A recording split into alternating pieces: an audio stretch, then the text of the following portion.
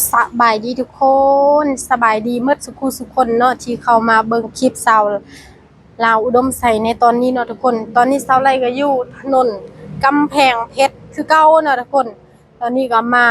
อัปเดตสถานการณ์แถวนี้นะทุกคนเพราะว่าก็ว่ามื้อเช้านี่ตึกถล่ม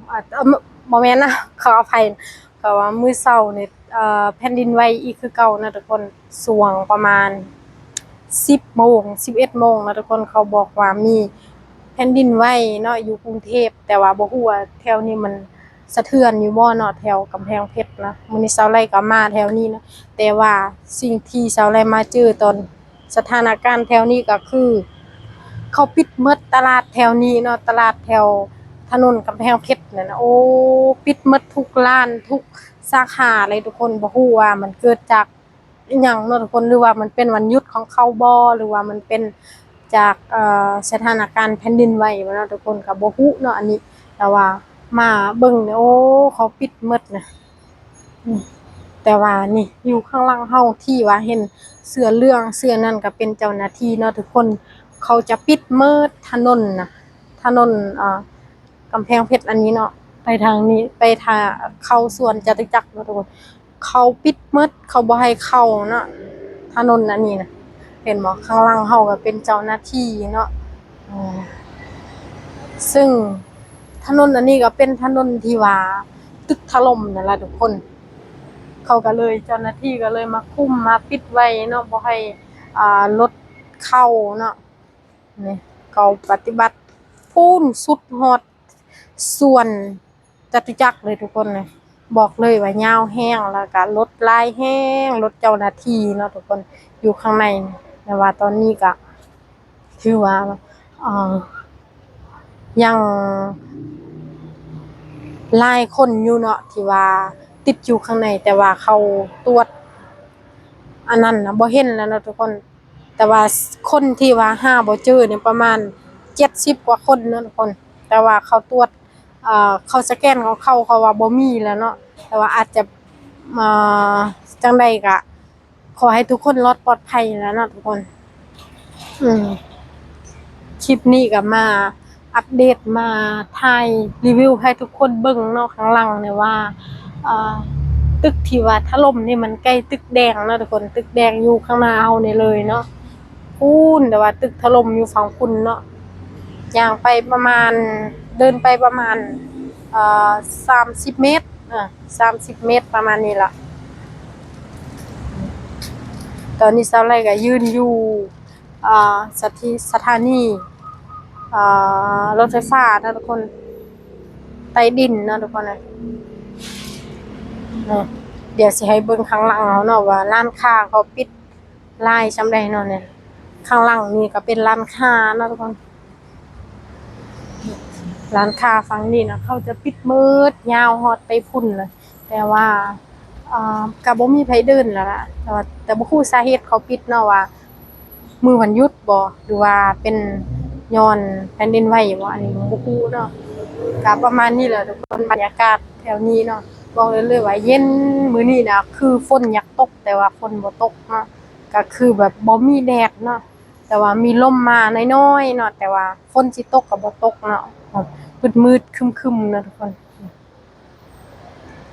ก็คันที่ว่าก็บ่เฮ็ดให้มันบ่ร้อนเนาะก็บรรยากาศดีอยู่เนาะแต่ว่าบ่ฮู้ว่ามันสิตกบ่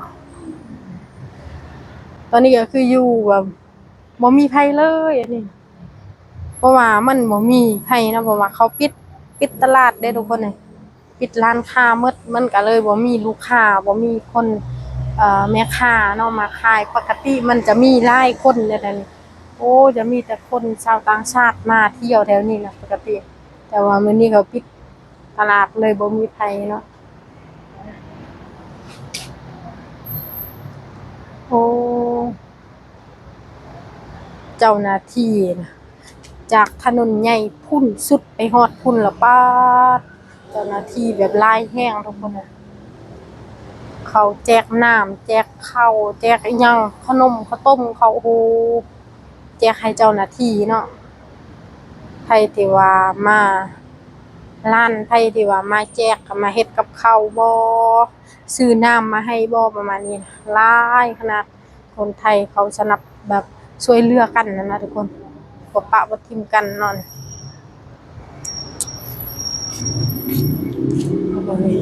ฝั่งนี้นะ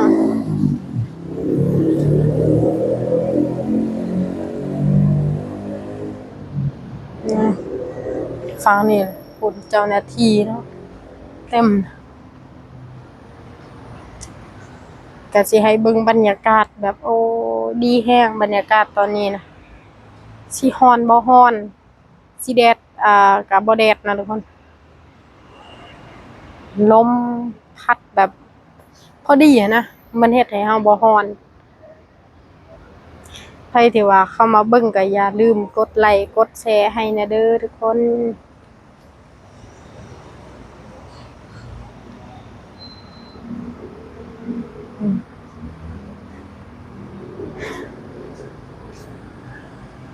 กดไลค์กดแชร์กดติดตามให้นะเด้อทุกคนเดี๋ยวว่างๆเช้าไรก็สิมาอัปเดตอีกนะทุกคนสถานที่งามๆของประเทศไทยนะทุกคนมีหลายที่หลายหม้องเนาะแต่ว่าเช้าไรยังบ่เคยได้ไปนะถ้ามีเวลาเช้าไรก็สิไปพาทุกคนไปเที่ยวนำกันล่ะทุกคนก็อย่าลืมมาเบิ่งคลิปเช้าไรเด้อเห็นบ่ถนนประเทศไทยบอกได้เลยว่างามแรงข้างบนก็สิเป็นสะพานเนาะทุกคนสะพานบ่แม่นทางด่วนนะเป็นสะพานข้างบนเขาเฮ็ดได้ทุกอย่างนะ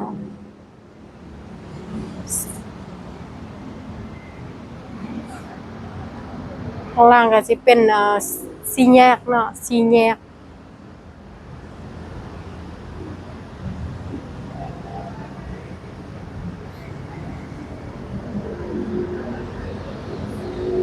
บ่รถคนดินคนอันนี้เขาคนจากตึกถล่มทุกคน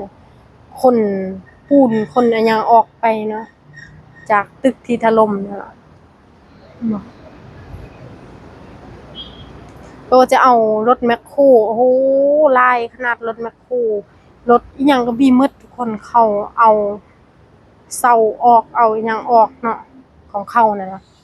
ลายคักรถแมคโครนะบ่ฮอดบ่10คันนะช่วยกันเนาะแล้วก็เมื่อวานนี่ก็มีเอ่อต่างประเทศเนาะมาช่วย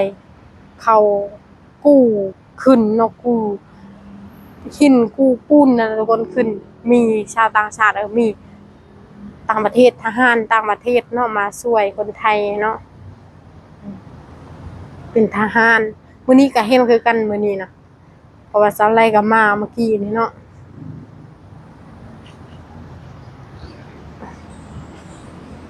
ก็ประมาณนี้แหละทุกคนคลิปอันนี้นะสาวไลก็มาถ่ายแถวนี้ให้เบิ่งเนาะบรรยากาศดีๆงามๆแถวนี้ให้เบิ่งเนาะสาวไลก็สิขอจบคลิปเพียงส่ำนี้เด้อจังได๋ก็อย่าลืมกดไลค์กดติดตามให้นะเด้อทุกคนสำหรับคลิปนี้สาวไลก็สิขอจบเพียงส่ำนี้เด้อกราบสบายดีบ๊ายบาย